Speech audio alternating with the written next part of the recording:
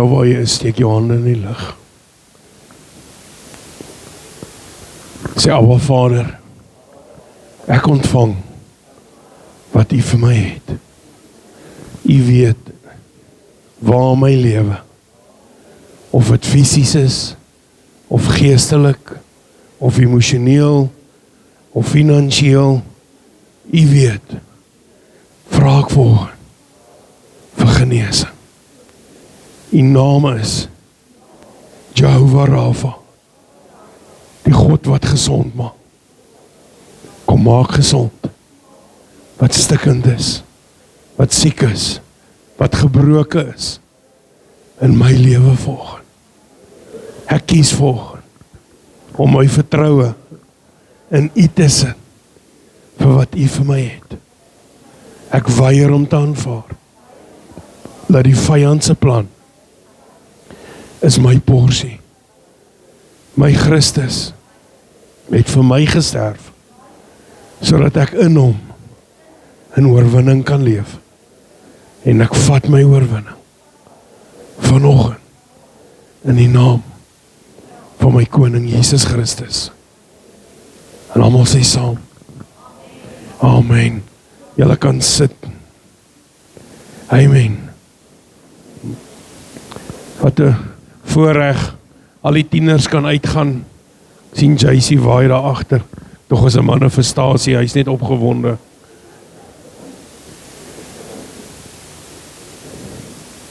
Amen, wat 'n voorreg om die moeders te eer vanoggend. En Bianca, kom jy nader? Help nie, ek praat oor Moedersdag nie. Het sal beter wees as een van die vrouens praat. Kom ry ons bietjie raak volgend. Dankie, pastoor.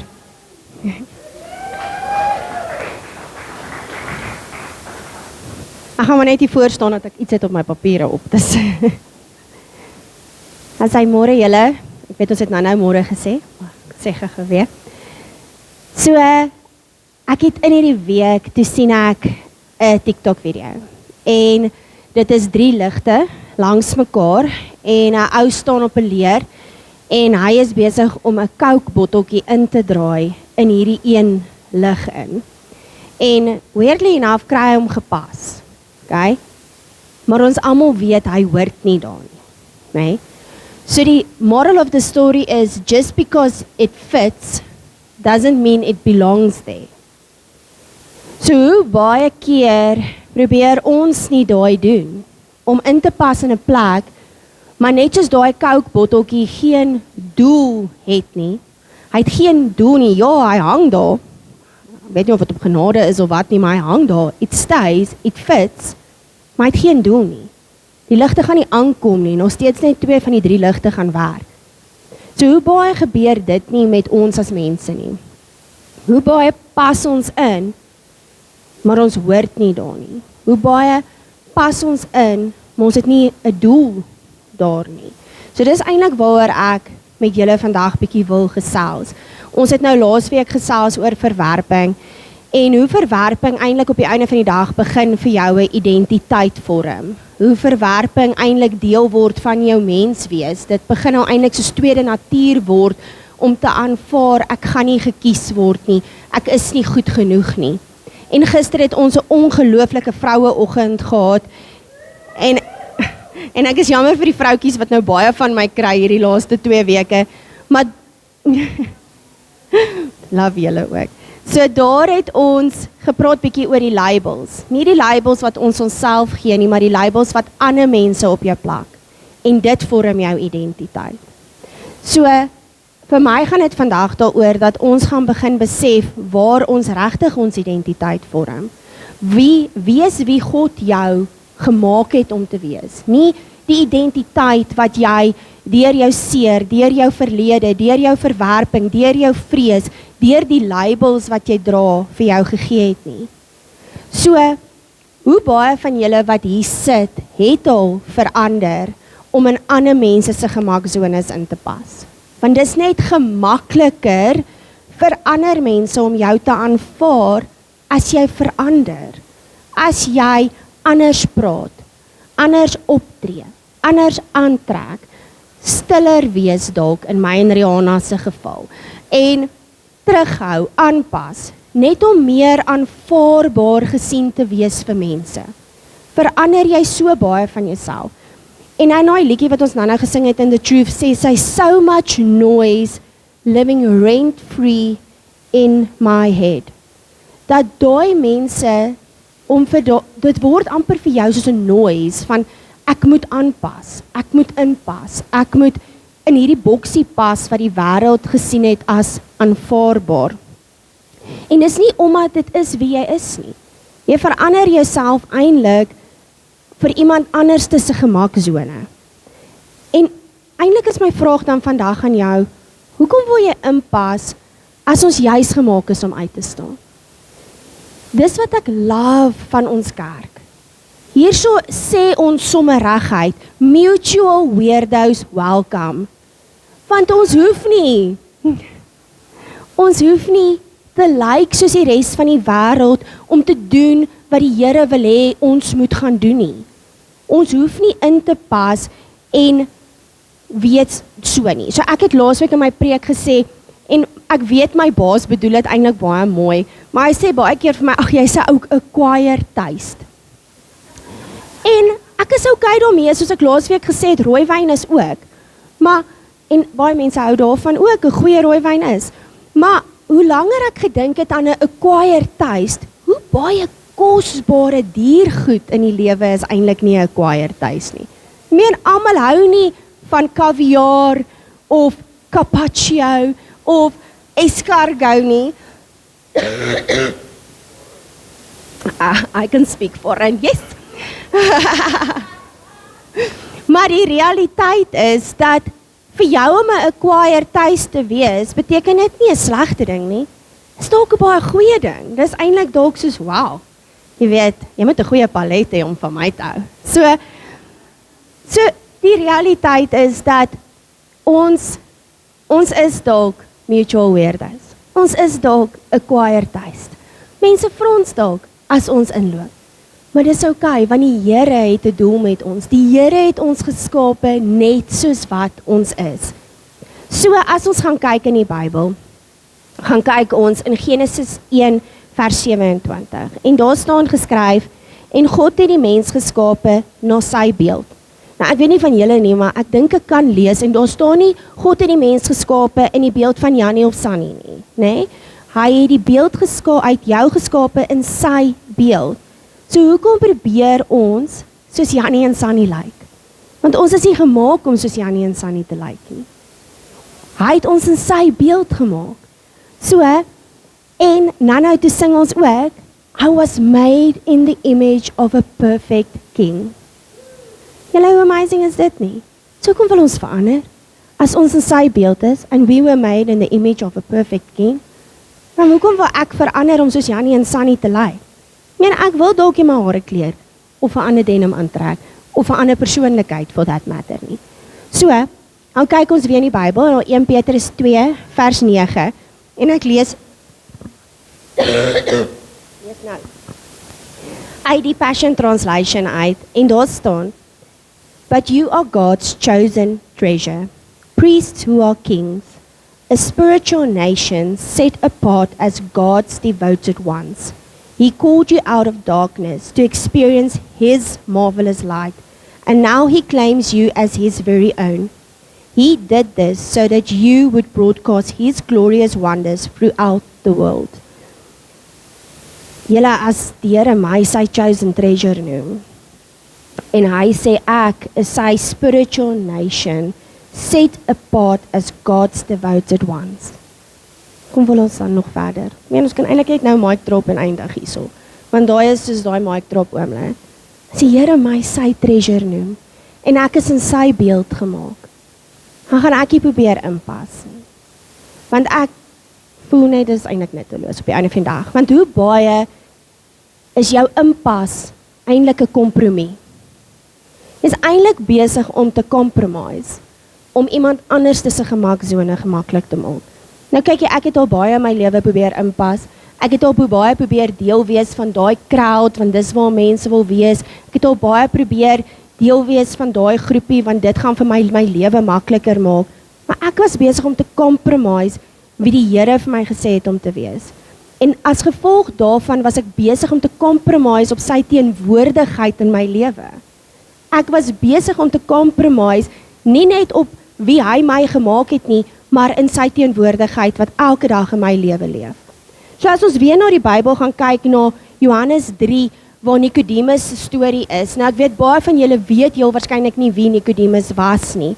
Maar Nicodemus was 'n fariseer gewees, 'n redelike groot leier, 'n bekende leier gewees van die fariseërs gewees, en hy het 'n baie sterk beeld gehad, baie sterk reputasie gehad.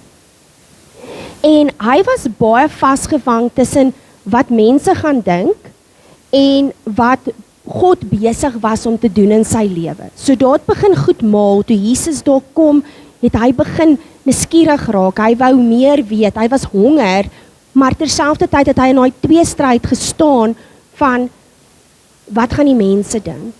Okay.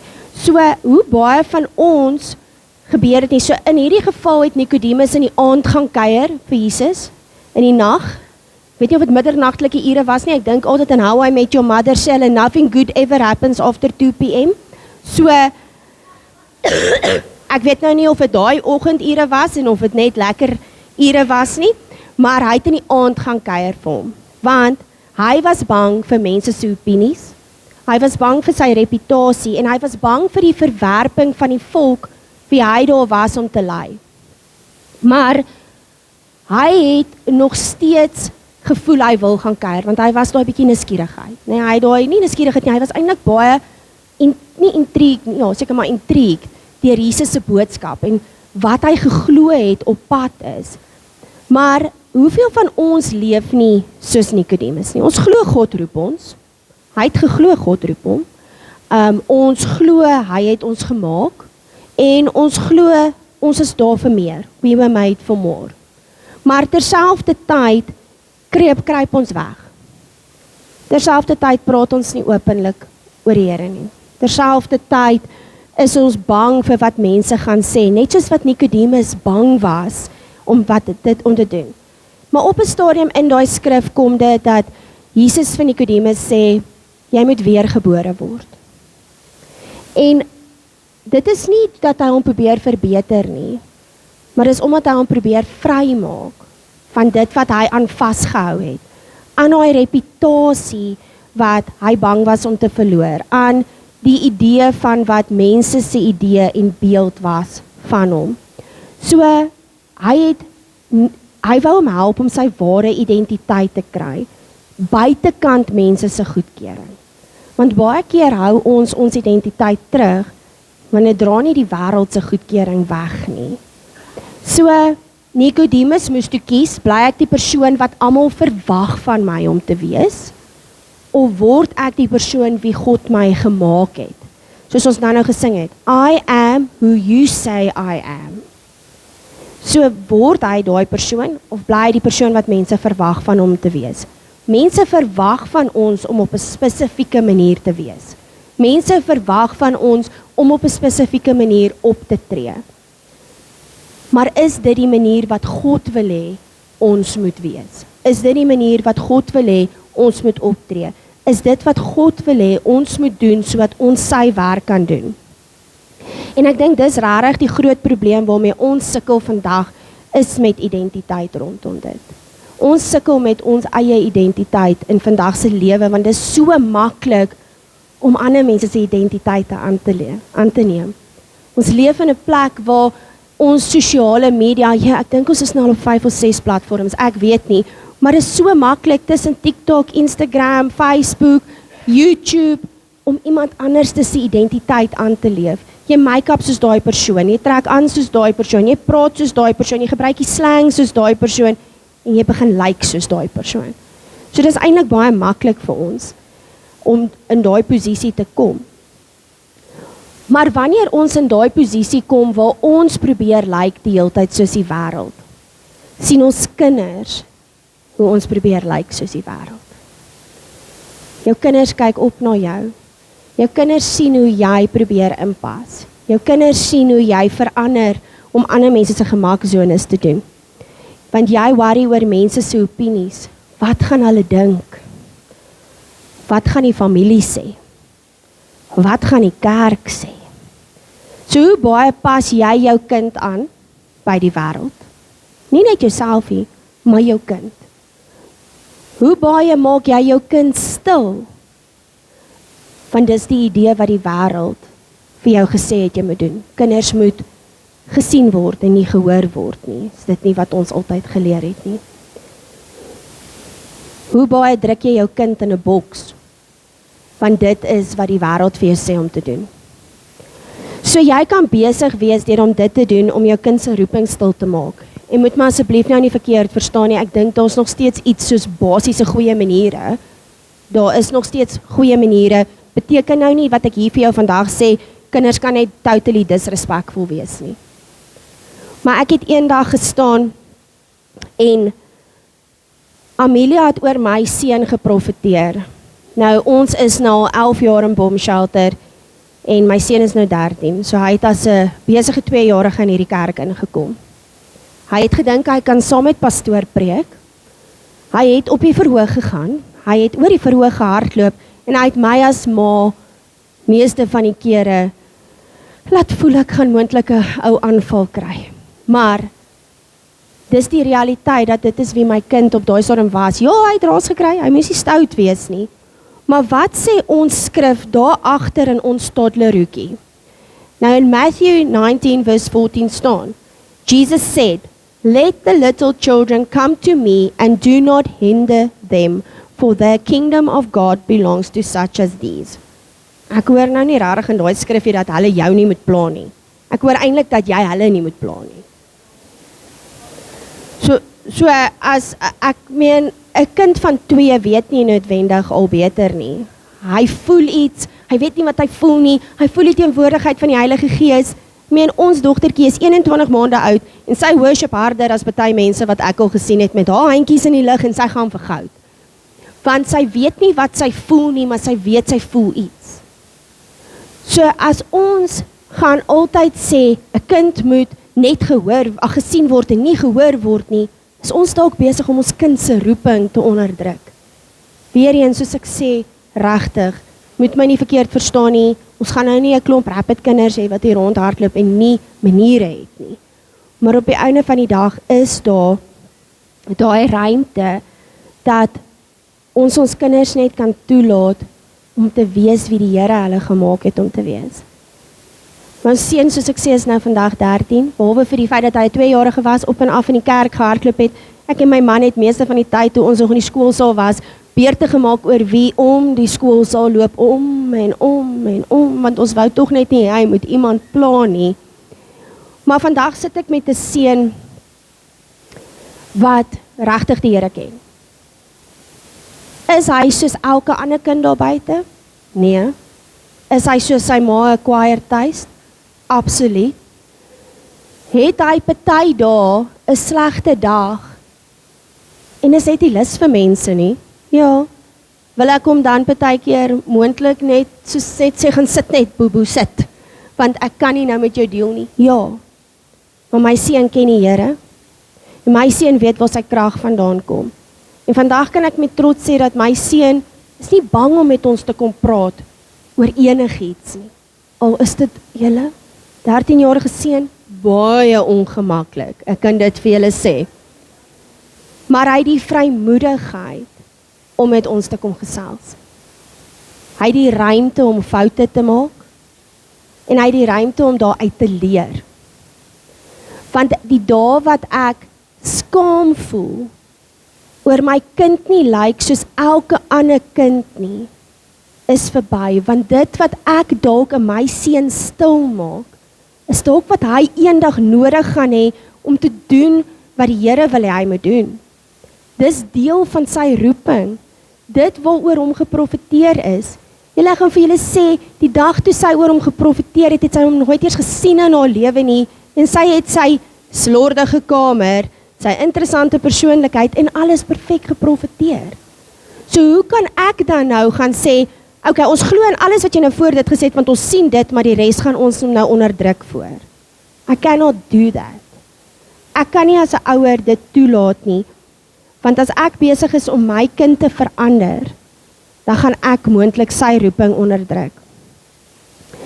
So wat ek vir julle wil sê vandag is, as jy sê, jy vertrou God, as jy sê, jy glo hy het jou gemaak, as jy sê, you were made for more, as jy glo, jou kind was made for more, en ek wil regtig hê julle moet verstaan, dat ek nie net hier praat van jou fisiese kinders nie. Ek praat nie net hier van hierdie wie jy gebaar het nie. Jy het geestelike kinders. En ons weet hier's diere mamas ook. Hulle kyk ook wat jy doen. En dan natuurlik, baie keer hoef jy glad nie eers 'n ma vir iemand te wees nie, maar jy het iemand wat kyk hoe jy leef. Daar's iemand wat kyk na hoe vry jy leef. Daar's iemand wat kyk na die identiteit wat jy dra. So wanneer hulle gaan sien jy is vry, dan gaan hulle kan vry wees. So, if you were made for more, dan is dit nou tyd dat ons daai glo. Want vryheid is 'n keuse. Jou vryheid as persoon wat hier voor my sit, as kind van God, is 'n keuse. Niemand gaan vir jou toestemming gee om jouself te wees nie. Veral nie as dit hulle pas dat jy nie jouself is nie. As dit in hulle gemaksone pas dat jy juis aanpas by die wêreld, gaan hulle beslis nie vir jou daai toestemming gee nie. So jy gaan moet begin fokus op jou identiteit en die een wat God vir jou gegee het. Want dit is tog op die ouene van die dag waar jy as vrou, man, kind van God, wat ook al ons nou hier identiteit op ons sit, gaan wees vandag. So ek wil nou vandag vir jou vra om regtig te sê, ek kies daai vryheid. Ek kies om te besef, I was made for more. Ek kies om te weet dat ek hoef nie te lyk soos die wêreld en probeer om 'n Coke botteltjie en 'n lightbulb te wees nie. Want op die einde van die dag is dit nie waar ek hoort nie. Dis nie waar my doel is nie. Dis nie wat ek hoef te doen nie. Moenie soos Nikodemus eers 'n lang ruk wag voor jy in elk geval doen wat jy heel aan die begin sou doen nie. Want op die einde van die dag was hy deel van die mense wat Jesus begrawe het. Hy was deel van sy volgelinge. Maar dit het hom baie langer gevat om daar uit te kom. Want hy was eers bang vir die reputasie. Eers, want hy was so in twee geskeur van wat is die regte ding volgens mense om te doen. So, dit is daar 'n Moedersdag ook. So deel van 'n Moedersdag is natuurlik om ietsie te kry, al is dit net 'n koppie koffie in die bed. So ek wil graag vir Nicole en vir Christine het gevra om vir elke vroutjie vandag iets uit te deel. Of jy nou 'n mamma, 'n vriendin, 'n mokkie saak nie, as jy 'n vrou is, vat vir jou 'n geskenkie vandag. Sorry julle, jy sê gou, aan deel maar van agter af uit. Dan kom julle vorentoe. Dankie. So, julle sal nou sien daai die geskenkie wat julle kry is 'n ou bytjie. Nou ek gaan vir julle sê hierdie einste oorballe wat ek aan het vandag is hoekom ek voor julle staan. Dit is ook my bytjies. En pastoor Mika het dit vir my laas jaar gekoop en ek het eintlik teen dit geskop want ek het nie eintlik gedink hoekom moet ek bytjies dra en nou love ek hulle. Maar dit was die bevestiging gewees wat Addy hulle nodig gehad het dat ek hierdie preek moet doen vandag met julle want ek is baie lief vir geel en baie lief vir bytjies. So julle sal sien julle kry 'n ou bytjie en in die natuur simboliseer 'n by soveel meer. In die natuur simboliseer 'n by nie net 'n hardwerkende insek nie, maar hulle een van deursettingsvermoë. Een wat spanwerk het. Een wat regtig net daai ek weet nie, hulle is net worker bees, daar's 'n rede hoekom hulle dit noem, nee, hulle is net soos besig, nê? Maar is mammas nie ook altyd net besig nie, nê? Jy is altyd besig om klomp goedjies te doen. Maar wat doen 'n by ook? So ek gaan vir julle 'n bietjie vertel, nê? So julle weet 'n by gaan en hy gaan sit op hierdie blommetjie en dan gaan hy van die blommetjie na die volgende blommetjie en hy gaan van daai blommetjie na die volgende blommetjie toe. Nou terwyl hy van blommetjie na blommetjie na blommetjie gaan, is hy besig om goed te pollinate. Net so, elke keer hoe jy is, dra jy 'n stukkie van jouself oor, soos wat daai by gaan. Daai by gaan oor en bietjie hier, bietjie daar, bietjie daar, bietjie daar, bietjie daar. net so gee jy bietjie van jouself. En dis wat jou kinders sien.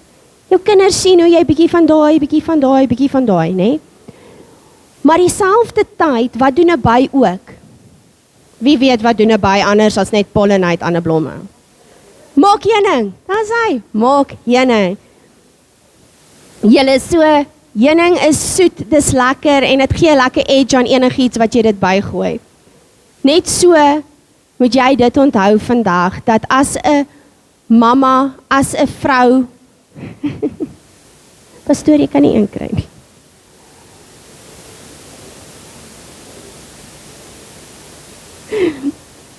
So, ons het nou dit, laat 'n by, 'n sterk, het deursettingsvermoë en glo in spanwerk. Maar nou gaan jy oor en jy deel bietjie van jouself, soos jy gaan van blommetjie na blommetjie, en dan gaan jy terug huis toe en jy gaan maak soet heuning. Dis presies wat ek wil hê julle moet vandag hier wegvat. Is daai dat waar julle gaan, maak julle, dankie vir my bytjie, dis my bytjie. Ek dink hy doen dit as prins om my van my storie af te gooi. Dankie. So, baie keer dink mense 'n by is daar om te steek. En 'n by, almal is soos, oh, hier's 'n by. Maar ons dink ook aan die awesome ding wat die by doen. Aan die awesome deel wat die by doen. So, ek gaan 'n bietjie met die by verder rondspeel en ek gaan praat oor die BEE. En nee, nie die Suid-Afrikaanse BEE so nie. Ons gaan praat oor die BEE in die by, né? So, ons het nou 'n bietjie gepraat oor hoe jou kinders vir jou kyk, of dit jou regte kinders is, jou geestelike kinders is, en hoe dit, of dit net iemand is wat opkyk na jou, iemand wat jou in 'n posisie sien, 'n leierskapposisie sien, 'n vriendin, iemand, né? So ons gaan die BEE vat as die B, example, everyday. Okay? So die eerste een, B, wees wie God jou gemaak het. Okay, so die B. Dan die example, jou kinders kyk wat jy doen. Die mense wie opkyk na jou, kyk wat jy doen. Hulle kyk hoe jy jou identiteit in Christus vind. En dan die everyday. Dis 'n leefstyl om dit elke dag te doen. Het gaan nie net elke dag, jy moet elke dag 'n example wees, want as jy elke dag leef soos wat God jou wou hê, dan gaan jy daai example everyday wees. Want jy besef nie hoe kragtig jou lewe is, en hoe kragtig jou storie is, hoe kragtig jou testimony is, hoe kragtig dit is, dat iemand anders kan sien hoe jy vry in jou eie vel lewe nie. Jy besef dit nie. Want op die einde van die dag, wanneer jy vry is jou kinders vry. Wanneer jy vry is, sien ander mense dit. Wanneer jy vry is, word jy wie God jou gemaak het. I am who you say I am. Ek is nie wie Jannie en Sunny sê ek is nie. En jammer vir die Jannies en Sunnies in die gehoor. Ek is nie daai persoon nie. I am perfectly and wonderfully made. I am made for more. Ek is nie hier om in die boksie te pas of in die Coke botteltjie in 'n ligsocket te wees nie. So as jy vandag voel, jy is moeg om in te pas. Jy is moeg om te probeer om die wêreldse weergawe te wees van dit. Wil ek vra staan op. Ek wil vra staan op as jy moeg is, dat jy moeg is om in te pas, moeg is om net te doen wat die wêreld van jou verwag om te doen. Sien niemand wat wil opstaan? Okay, cool. Dan verklaar ek dit net. Sy, dankie Rihanna. Want ek wil sê, ek kan nie dink dat hier niemand is wat inpas nie, tensy ons regtig baie mutual weirdo kerk is. Want tot ek probeer soms nog bietjie inpas, nê? So ek gaan nou hierso vir julle sê, nê? En sê dit saam met my, of na my. Kyk, ek gaan nie meer inpas om ander mense gemaklik te maak nie. Ek kies om te wees wie God my gemaak het. ek gaan nie mense se opinies groter maak as God se stem nie. En my kinders gaan vryheid in my lewe sien. Dankie julle, ek kan maar sit. Die wêreld het nie nog 'n kopie nodig nie. Die wêreld het nie nog 'n kopie van 'n Rihanna nodig nie. Ons geniet haar net sy is. Ons het nie nog 'n Frida nodig nie. Ons het nie nog 'n Engela nodig nie. Ons het nie nog 'n Alda nodig nie. Ons het nie nog 'n Lismarie nodig nie. Want elkeen van julle is perfek gemaak en geskape in sy beeld. And you are be an example every day. Because you are perfectly and wonderfully made. Ek weet, dit klink soos 'n grammofoonplaat julle, maar in bemarking leer ons, jy moet iets 7 keer hoor voor jy dit glo. So dis hoekom ek dit so baie vir julle sê. Want vandag wil ek julle regtig net los met, dis nie altyd maklik om uit te staan nie. Dis nie altyd maklik om anders te wees nie. But be brave, be true, and be an example every day. Kom ek sluit die oor. Ons Hemelse Vader, baie dankie vir hierdie voorreg om net almal hier te hê vandag, om te kan opstaan in ons autoriteit wat U vir ons gegee het, om net te kan wees wie U ons gemaak het, al is ons 'n acquired taste, al is ons uniek, al is ons mutual weirdos, al is ons nie die idee van normaal vir die samelewing nie, wil ek net vir U dankie sê. Dankie vir elke liewe persoon hier, so dankie vir elke liewe mamma, maak nie saak of jy 'n fisiese mamma, geestelike mamma, emosionele mamma vir iemand is, 'n diere mamma is nie. Dankie. Mag hulle familie hulle vandag eer, mag hulle familie hulle vandag bless, mag hulle familie hulle net in abundance lief hê. Mag elke liewe persoon hier vandag besef dat hulle is 'n example every day vir iemand en dat ons nie ons kinders se roeping verder gaan onderdruk deur ander mense se gemaksones nie, dat ons nie ons eie roeping gaan onderdruk deur ander mense se gemaksones nie. Aba Vader, dankie net vir elke liewe persoon hier en mag hulle net 'n amazing blessed dag hê. In Jesus naam bid ons dit. Amen.